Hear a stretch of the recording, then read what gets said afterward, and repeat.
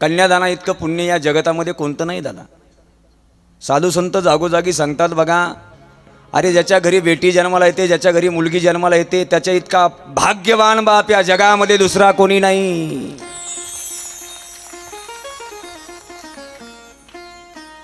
का म्हणून आपण नारी शक्तीचा तिरस्कार करावा? कशामुळे करावा? आपली मानसिकता कोणत्या स्तराला जाते? कधी कधी आपण सुद्धा आपले आत्मचिंतन कधी कधी करण्याची वेळ आपल्यावर आहे ना। कन्यादान करणं ह्याच्या इतकं पुण्य या जगतामध्ये दुसरं नाही। त्याचं पुण्य किती आहे मी माझ्या पदरचं सांगत नाही, साधू संतांनी ग्रंथामध्ये लिहून ठेवलंय बघा। सालंकृत कन्यादान पृथ्वीदानाच्या समान। अरे ज्या व्यक्तीच्या प्रारब्धामध्ये, ज्या व्यक्तीच्या कर्मामध्ये, ज्या व्यक्तीच्या संचितामध्ये कन्यादान करण्याचं पुण्य प्रबल्य होतं ना, कन्यादान करण्याचं भाग्य ज्याच्या हातून घडतं ना, अरे त्याच्या दानाची पुण्य शास्त्रकार सांगतात, अरे पृथ्वी दान दिले इतकं पुण्य एक कन्यादान केल्यामध्ये आहे।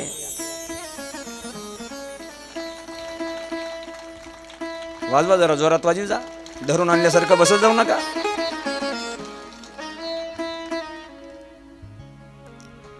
म्हणून नारी जन्माचा सगळ्यांनी आपल्या कुटुंबामध्ये स्वागत केलं पाहिजे।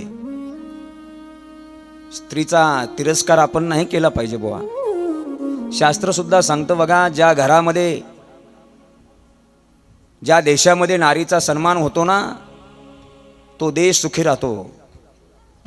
ज्या राष्ट्रामध्ये नारीचा सन्मान होतो ते राष्ट्र सुखी असतं। ज्या जिल्ह्यात नारीचा सन्मान होतो दादा, तो जिल्हा सुखी असतो काका। ज्या तालुक्यात नारीचा सन्मान होतो तो तालुका सुखी असतो। ज्या गावात नारींचा सन्मान होतो ते गाव सुखी असतं। त्याच्याही पुढे जाऊन मला सांगायचंय दादा, अरे ज्या घरामध्ये नारीचा सन्मान होतो ना, त्या घरामध्ये साक्षात लक्ष्मीचा वास असतो बघा। यत्र नार्यंस्तु पूज्यते रमन्ते तत्र देवतः। शास्त्रवाक्य आहे, शास्त्र सिद्धांत आहे त्याला।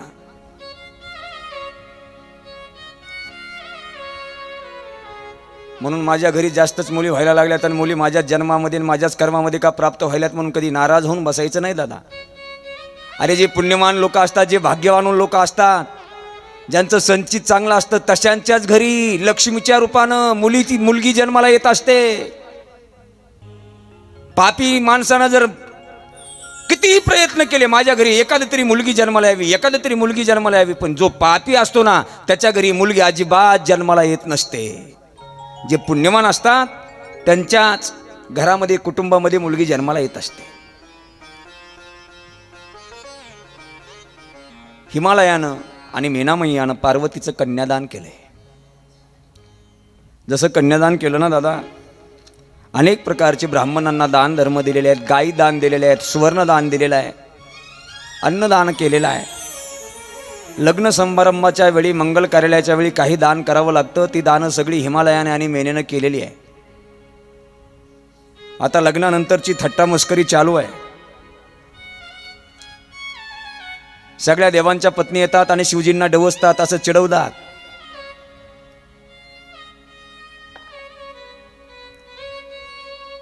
लक्ष्मी येते लक्ष्मी आणि शिवजींना म्हणते, भोलेनाथ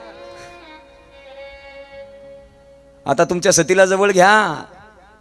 ज्या सतीच्या विरहानं तुम्ही दुःखी होतात, सतीच्या विरहाचं दुःख तुमच्या जीवनामध्ये प्राप्त झालं होतं, ती सती आता पार्वती मैयाच्या रूपाने हिमालयाच्या आणि मेनीच्या उदराला जन्माला आले आणि तीच आता तुमची पत्नी झालेली आहे।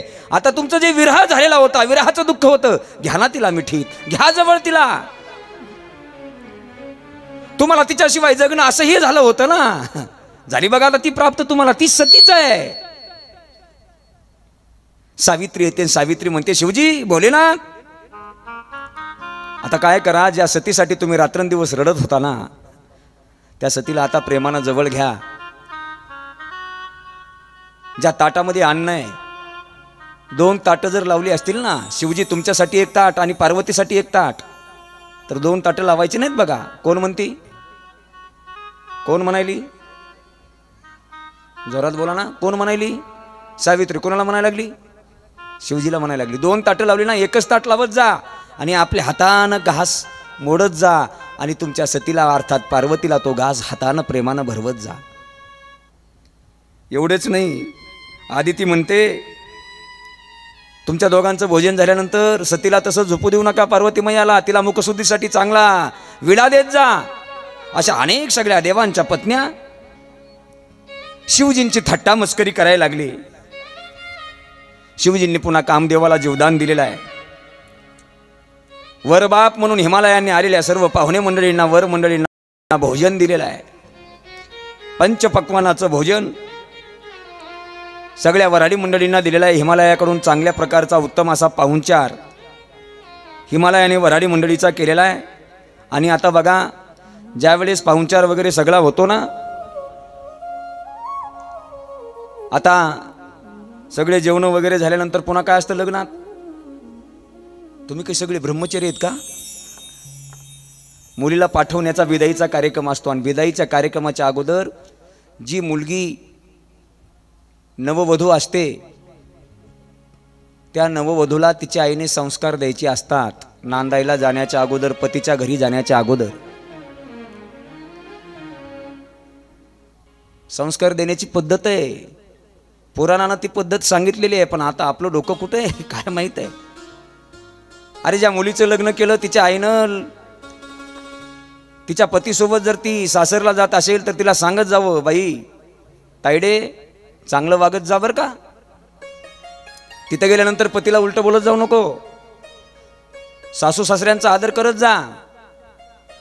ज्येष्ठ श्रेष्ठ मंडळी घरामध्ये वावरत असताना डोक्यावरून पदर घेत जा. रस्त्यानं चालत असताना वरी तोंड करून चालत जाऊ नको, खाली तोंड करून चालत जात जा. दरवाजा उभा टाकून केस खाजी उभा टाक जाऊ नको. डोक्यात जर वाद झाल्या तर उमऱ्यावरून वाघ कधी काढत बस जाऊ नको.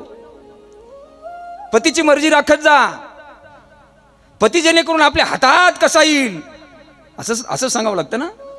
आपल्या लेकीला असं सांगावं लागतं ना. जर सासरा जर लईच वटवट करू लागला त्याला एक एक वेळ उपाशी ठेवत जा असं सांगावं लागतं ना. सासू जर लईच आकार करत असेल तर त्या सासूला अशा तिच्या झपऱ्या धरायच्या. झपऱ्या तुमच्याकडे झपऱ्याच म्हणतात ना. काय म्हणतात? काय हसायल्यात बा ह्यांना, काय गोष्ट पटायला लागली ही. अशी झिपरी धरायची त्या सासूची, गरगर गरगर गरगर फिरवायची, चौकटीवर आपटायची. असंच ना. तसं सांगत जाऊ नये. अरे, संस्कार मुलीला द्यायचे. आईनं कशी, बाई चांगलं वागत जा. अशीच एक आई होती, नवीन लग्न झालं तिच्या मुलीचं, ती संस्कार द्यायला लागली, बाई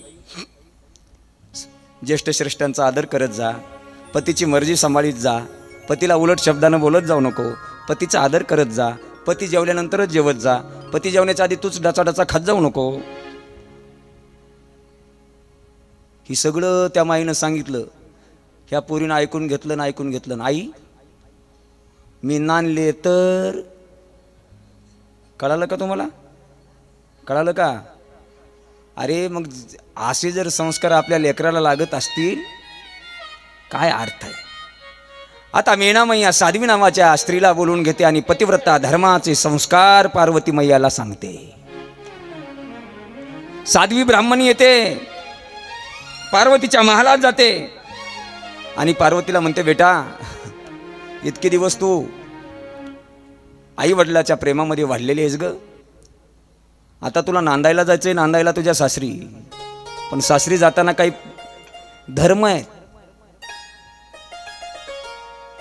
त्याच्यामध्ये विशेष धर्म म्हणजे पतिव्रता धर्म आहे. पार्वती लक्ष देऊ नाही. पतिव्रता स्त्रीनं कसं वागावं लागतं, साध्वी ब्राह्मणी पार्वती मैयाला पतिव्रता धर्म शिकवते. अगं पार्वती, या जगतामध्ये, या भारत देशामध्ये सर्वात धन्य स्त्री कोणती असेल, ती फक्त आणि फक्त पतिव्रता स्त्री आहे.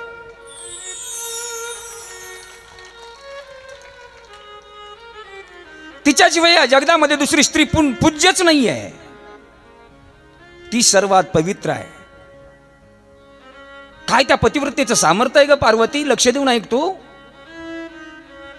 त्या पतिव्रतेच्या प्रभावाने अनेक पापांचा नाश जळून भस्म होतात. इतकं सामर्थ्य त्या पतिव्रता स्त्रीमध्ये आहे. एवढंच नाही, या जगतामध्ये काही काही पतिव्रता झाल्या बघ. शत्रुपा देवी पतिव्रता होती. अनुसया, लक्ष्मी, स्वाहा, स्वधा, सती, सज्ञा, सुमती, श्रद्धा, मेना यांच्याप्रमाणे इतरही काही या जगतामध्ये पतिव्रता होऊन गेल्या. अहिल्या पतिव्रता, द्रौपदी पतिव्रता, सीता पतिव्रता, तारा पतिव्रता, मंदोदरी पतिव्रता. अरे या पतिव्रता स्त्रीचं आपण मुखानं नाव जरी घेतलं तर जन्मोजन्मीचे पाप जळून भस्म करण्याची ताकद त्यांच्या नावात आहे. इतकं पतिव्रता स्त्रीचं सामर्थ्य आहे ग पार्वती. एवढंच नाही, आता तुला तर काय, तू किती भाग्यवान आहेस बघ, तुझ्या पुण्याला तर जोड नाही बघ पार्वती. अगं जगाचा मालक करतो मान्यता करतो भोलेनाथ माझा भगवान शिवजी, त्या शिवजींची तुला अर्धांगिनी होण्याचं भाग्य तुझ्या पदरामध्ये कर्म प्राप्त झालंय. तुझे इतकी पुण्यवान तूच आहेस. आता तू चांगलं पतिव्रता धर्म टिकवला पाहिजे, पतिव्रता धर्माने तू वागलं पाहिजे ग पार्वती. पार्वती लक्ष देऊन त्या साध्वी ब्राह्मणीचे एक एक शब्द ऐकते. दादा माऊल्यांनो, तुमच्यासाठी कथा फार मोलाची आहे. हा प्रसंग फार मोलाचा आहे. हा जर प्रसंग तुम्ही कथेमध्ये ऐकला आणि तो जर आचरणात आणला ना, ही आमच्या सप्ताह समितीने ठेवलेली शिवमहापुराण कथा आज फळाला आली म्हणायला काहीच हरकत नाही.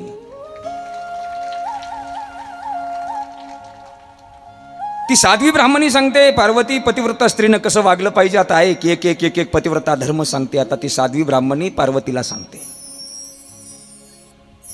पतिव्रता स्त्रीनं काय करावं. पती जेवल्यानंतरच जेवण करावं. पतिव्रता स्त्रीने पती जेवल्यानंतरच जेवण करावं. पती जेवण्याच्या आधी आपण जेवण करू नये. पण सध्याच्या कलियुगामध्ये पती जर कोणत्या नोकरीला असेल आणि त्याला जर घरीला यायलासाठी जर उशीर होत असेल, खिचडी तयार झालेली असते, कुकरनं 3 शिट्ट्या दिलेल्या असतात, पुन्हा त्याच्यासोबत भजे काढलेले असतात, भजे गरम गरम भजे. भज्याचा पहिला घाणा कोण हाणतं? खरड झाले, काळणी झाले का कसे झाले म्हणून बघतं कोण? तुम्हाला तोंड नाहीत का खायला? अगोदर आपणच खाऊन बघतो बघा. एवढंच नाही ग पार्वती, पती झोपल्यानंतर पतिव्रता स्त्रीने झोपावं आणि पती उठण्याच्या आधी पतिव्रता स्त्रीने झोपेतून उठावं. पती समोर जाताना सौभाग्याचे अलंकार अंगावर परिधान करावेत आणि मगच सौभाग्यवती स्त्रीनं, पतिव्रता स्त्रीनं पती समोर आपला चेहरा घेऊन जात जावं. आपला पती जर परगावी गेला असेल ना, परगावी, तर त्या पतिव्रता स्त्रीने श्रंगार करू नये, सोन्याचे अलंकार अंगावर परिधान करू नये. हे कोण कोणाला सांगायलंय? ब्राह्मणी कोणाला सांगायली? पार्वती मैयाला. हे शिवपुराणात आहे, हे पण ऐकत जा. अगं आपला पती एखाद्या वेळेस आपल्याला जर वाईट बोलला, जर पती वाईट बोलला तर त्याला प्रत्युत्तर देत बसत जाऊ नये, त्याला परत उलटा शब्दामध्ये बोलत जाऊ नये. आपल्या पतीची कधी निंदा करत जाऊ नये. एखाद्या वेळेस आपण जर किचनमध्ये काम करत असो आणि काम करता करता आपला पती जर घरी आले असतील आणि अचानक जर आपल्या पतीनं आपल्याला आवाज दिला, आपल्या हातातलं काम बाजूला टाकत जावं आणि पतीनं बोलवल्याबरोबर पतीचं जे काय काम असेल ते करण्यासाठी त्या पतिव्रता स्त्रीनं जात जावं. त्याचं म्हणणं ऐकावं, त्याच्या प्रत्येक आज्ञेचं पालन करावं. त्याच्यासमोर मोकळे केस सोडून कधी जायचं नाही. त्याच्यासमोर कधी उदास चेहरा घेऊन कधी जायचं नाही. त्याच्यासमोर जात असताना अमंगलवृत्ती धारण करून कधी जायचं नाही. त्याचं चित्त दूषित होईल असं आपलं कृत्य नसावं. कोण कोणाला सांगायला लागले? बोला बोला. आता तुमची काही दातकिळी बसली का म्हणतो मी?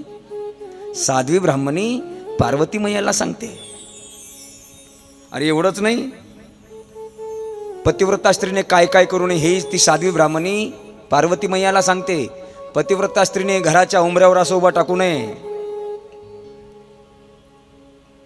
उंबऱ्यावर उभा टाकून कधी आपल्या डोक्याचे केस विंचरत जाऊ नये. आपल्या डोक्याचा केस जर एखाद्याच्या पायाखाली तुडवला गेला तर आपल्या पतीचं आयुष्य कमी होतं.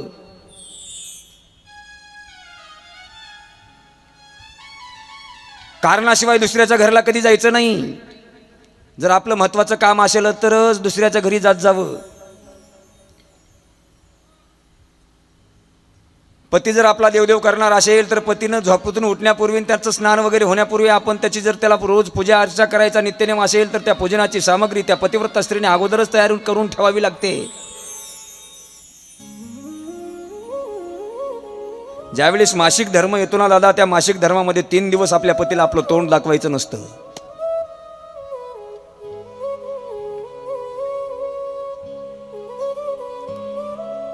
सौभाग्याचं प्रतीक म्हणून जे काय अलंकार आहे, हळद कुंकू सिंदूर तांबूल अशी मंगलभूषणे अंगावर धारण सुवासिनी स्त्रीने, सौभाग्यवती स्त्रीने, पतिव्रता स्त्रीने अंगावर धारण करावी. जी स्त्री आपल्या पतीचा दिवस करते ना, तिच्यासोबत मैत्री पतिव्रता स्त्रीने करायची नाही. तिच्याशी कसले संबंध ठेवायचे नाही.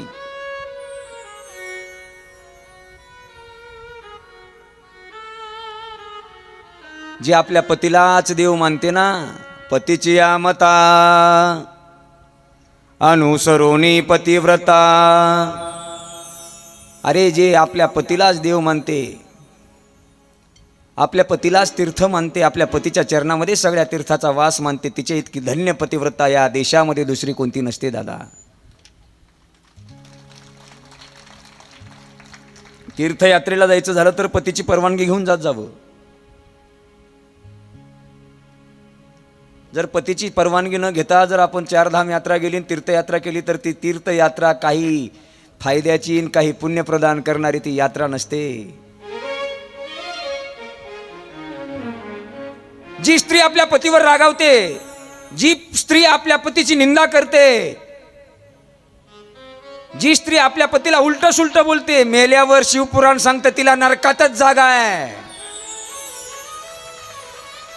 नरकच आहे, नरक नरक खात्रीशीर सांगतोय मी.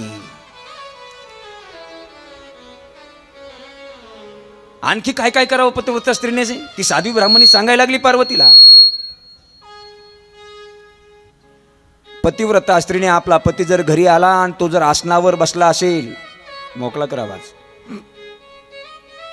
त्याच्या आसनापेक्षा उंच आसनावर पतिव्रता स्त्रीने पत्नीने बसू नये. दुष्टाजवळ जाऊ नये. पतीशी बोलताना अर्धवट गुणात्मक, पोटामध्ये संशय ठेवून कधी बोलायचं नाही. जे काय असेल ते फटकन बोलून पतीला मोकळं व्हायचं, त्याच्यामध्ये पाप लागत नाही. पोटात गाठ ठेवून जर पतीला बोललं तर त्याचं पाप आहे, त्याचा दोष आहे. आपला पती जसा नेहमी प्रसन्न राहील असं त्या पतिव्रता स्त्रीनं वागलं पाहिजे पार्वती. एवढंच नाही,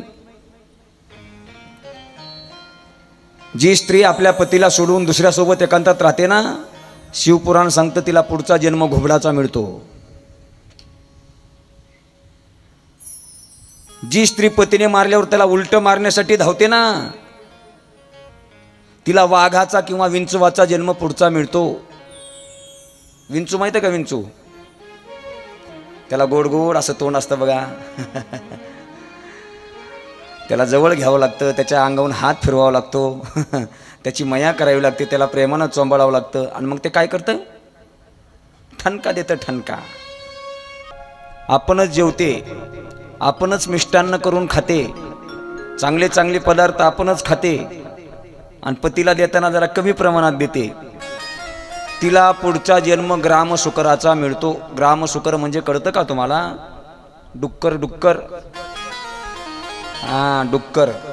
मग ते गावामध्ये फिरतं बघा. जी स्त्री आपल्या पतीला अरे कारे बोलते, अरे विठ्ठल इकडे, आपल्या पतीला नावानं अरे कारे बोलते,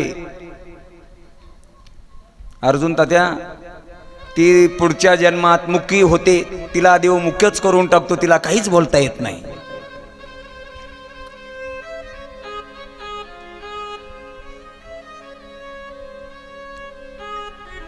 जी स्त्री आपल्या पतीकडे द्वेषानं बघते ना, द्वेषानं, सतत रागानं बघते, सतत द्वेषाने बघते, ती पुढच्या जन्मामध्ये चकणी होते. चकणी, चकणी माहिती आहे का तुमच्याकडे? लाडूकडे बघती, जिलबी मागती. हे जे सगळे जे प्रकार आहेत बुवा, त्याला पुराणाचा आधार आहे. विको कमी घर पुराणाचा आधार आहे त्याला. लोक म्हणतात बाबा दिसायला किती सुंदर लेकरू आहे, पण बघताना जरा बांगच बघतंय, तिरपच बघतंय. हिनं मागच्या जन्मामध्ये नवऱ्याचा द्वेष केलेला असतो म्हणून ही असं जन्माला आलेली असती ती. अरे पतिव्रता स्त्री खरोखरच धन्य आहे पार्वती. अगं त्या पतिव्रतेच्या पुण्यप्रभावानं काय होतं बघ. अगं तिच्या आईकडल्या 3 पिढ्याचा उद्धार होतो आणि बापाकडल्या 3 पिढ्याचा उद्धार करण्याची ताकद पतिव्रता स्त्रीमध्ये आहे. अगं ज्या ज्या घरामध्ये, ज्या ज्या गावामध्ये, ज्या ज्या तालुक्यामध्ये, ज्या ज्या राज्यामध्ये, ज्या ज्या देशामध्ये पतिव्रता स्त्रीचे पाय लागतात ना, ते घर धन्य असतं, ते घर पवित्र होतं, ते गाव पवित्र होतं, ते राष्ट्र पवित्र होतं, तो देश पवित्र होतो. आपल्या भारत देशाची पवित्रता जर टिकून असेल दादा, या भारत देशामध्ये माझ्या माता माऊली असंख्य पतिव्रता आहेत, म्हणूनच ती टिकून आहे.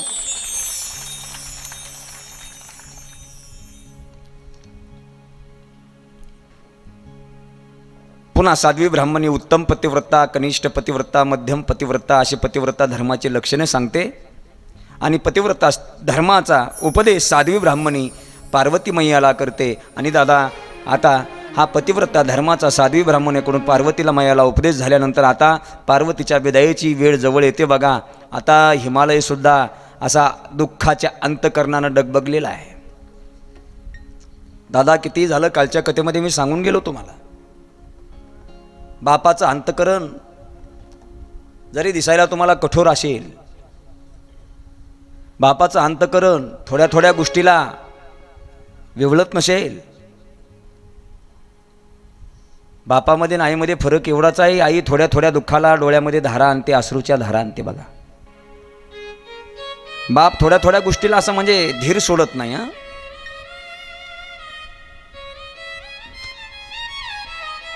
क्षुल्लक क्षुल्लक घरामध्ये गोष्टी जर घडल्या तर बाप त्याच्याकडे दुर्लक्ष करतो आणि त्याच्याकडे महत्व देत नाही तेवढं. त्या लहान वयाच्या लेकरापासून ती मुलगी वयातीपर्यंत तिची सगळी काळजी संगोपन जरी आई घेत असेल,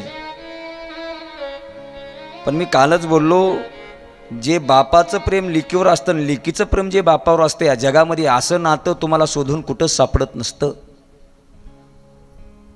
सगळेजण म्हणतात आई श्रेष्ठ आहे, आई श्रेष्ठ आहे. शास्त्र सुद्धा म्हणतं मातृदेव भव. सुरुवातीला आईलाच देव म्हटलं. आजकाल कीर्तनकार बी कीर्तनाने म्हणायला लागले, आई माझी मायेचा सागर. सगळीकडे माईचाच उदो उदो, आईचाच उदो उदो. मी म्हणतो अरे बाप काय आबाळातून पडला का? बापाचंही कुठंतरी नाव घेतलं पाहिजे ना. मी सांगत असतो दादा नेहमी, अरे थोड्या थोड्या गोष्टीमध्ये, थोड्या थोड्या संकटामध्ये जर तुम्हाला आईची आठवण येत असेल, पण ज्यावेळेस एखादा आपल्यावर भयानक प्रसंग आपल्या समोर नजरेसमोर येईल, त्यावेळेस आईची आठवण नाही येतात. त्यावेळेस जर आठवण कोणाची येत असेल, ती फक्त आणि फक्त बापाची आठवण येते.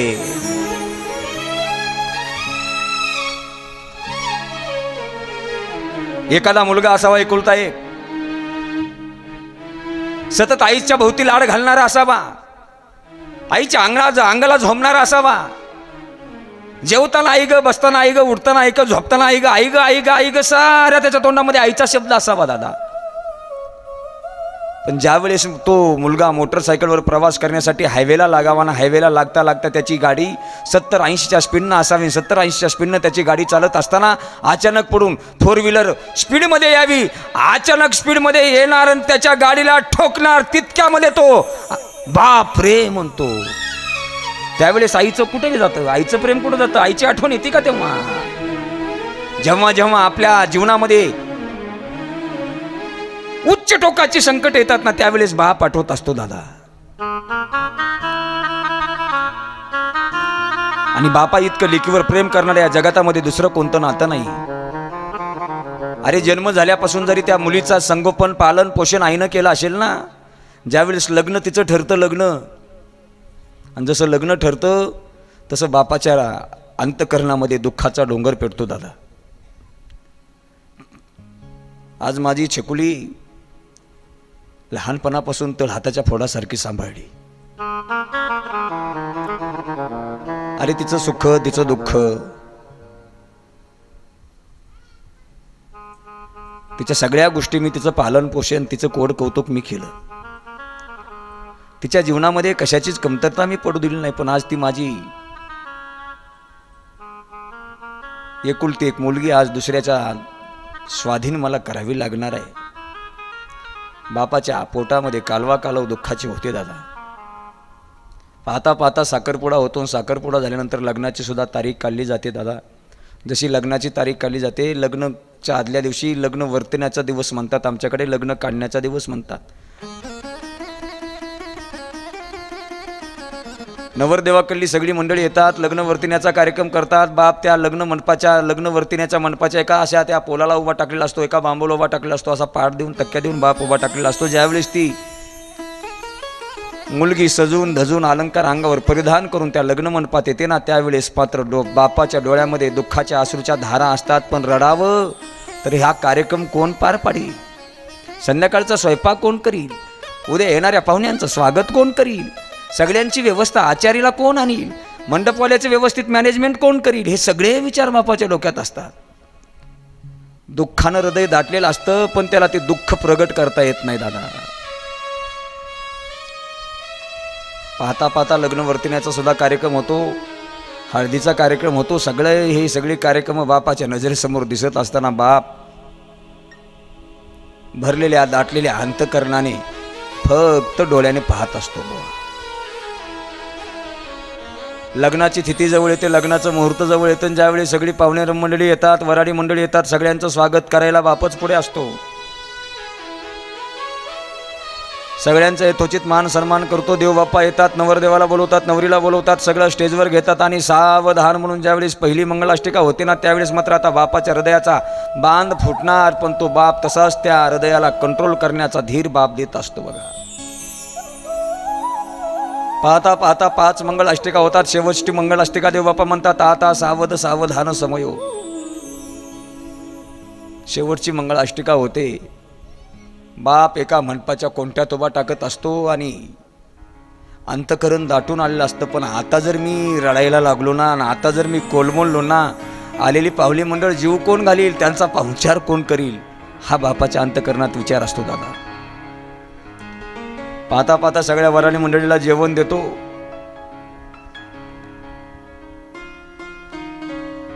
पुन्हा कन्यादानाचा कार्यक्रम करतो. कन्यादान करत असताना आपल्या अश्रूच्या धारेने त्या मुलीच्या पायाचं कन्यादान करणाऱ्या जगामध्ये फक्त बाप असतो दादा. कन्यादान करून ज्यावेळेस मुलगी तिच्या पतीसोबत सासरला निघते ना, सगळ्या गावची लोक खेड्यामध्ये जमतात बघा. आणि सगळ्या गावातल्या सगळ्या माता मावल्या जमल्या असताना ती नवरी मुलगी जी असते ना, एकाच्या गळ्याला पडते आणि आक्रोश करते, रडते दादा.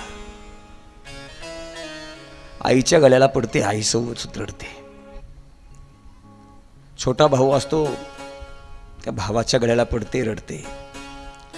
तेवढ्या गर्दीमध्ये फक्त ती तिच्या नजरेनं बघत असते. ते माझा बाप कुठल्या कोपऱ्याला उभा टाकला आहे, तिची नजर फक्त बापाला शोधत असते दादा, एवढ्या गर्दीमध्ये सुद्धा. परत आईकडे जाते ना, आईला म्हणते, अगं आई ग, पप्पांची काळजी घेत जा बरं का, पप्पा फार हळव्या मनाचे आहे. अगं माझ्या पप्पांनी आमचे कोड कौतुक पुरवण्यासाठी त्यांनी कधी कधी जेवण केलं का नाही हे मला तर कळत नाही. कधी कधी उपाशी राहून स्वतः उपाशी माझे पप्पा राहिले, पण आमच्या कोड कौतुक आणि आमचे लाड पुरवण्यासाठी त्यांनी उभं आयुष्य झिजवलंय. त्यांना वेळेच्या वेळेला जेवण देत जा बघ, त्यांची आई तू काळजी घेत जा बघ. अरे ही म्हणणारी फक्त मुलगीच लागते दादा घरात, दुसरं कोणी म्हणू शकत नाही.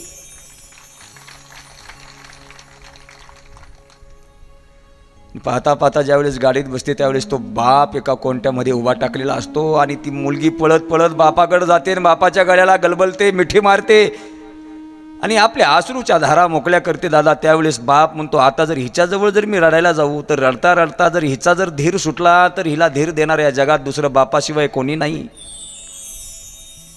बाप संयम ठेवतो. तर या जाऊ दे बेटा, नको काळजी करत जाऊ. जेव्हा जेव्हा तुझ्यावर संकट येईल ना, अर्ध्या रात्री तुझा बाप जिवंत आहे तुझ्यासाठी, केव्हाही फोन कर, एका क्षणामध्ये मी तुझ्याजवळ तयार राहीन, हा बाप म्हणतो. आणि पाहता पाहता मुलगी निघून जाते आणि निघून गेल्यानंतर आचार्याचे पैसे देतो, मंडपवाल्याचे पैसे देतो, सगळ्याचे पैसे देतो, सगळ्या पाहुणे रावळ्यांना निरोप पाठवतो, सगळ्यांना नमस्कार करून स्वागत करून पाठवतो आणि पळत पळत घरात येतो, 4 भिंतीच्या रूमचा दरवाजा लावतो, क्वाटवर पडतो, उशी छातीला लावतो ना, आपल्या अश्रूच्या धाराला वाट मोकळी करून देणारा फक्त बापच असतो बघा. दादा बापाची जागा या जगतामध्ये दुसरं कोणी घेऊ शकत नाही. बाप बाप असतो. जसा आता पार्वती मायाला जरी हिमालय जरी पर्वत असेल दादा, लक्ष देऊन ऐका, आपण ज्यावेळेस पार्वती मायाला शिवजी सोबत पाठवतो ना, ज्यावेळेस पार्वती मैया हिमालयाच्या गळ्याला पडते, ढसाढसा रडते, त्यावेळेस हिमालय सुद्धा पहाडासारखा जरी हिमालय असेल पण त्याच्या सुद्धा डोळ्याला धारा लागता. आता शिवजी सोबत पार्वती कैलासावर आलेली आहे. आता शिव पार्वतींचा व्यवहार चालू झालेला आहे.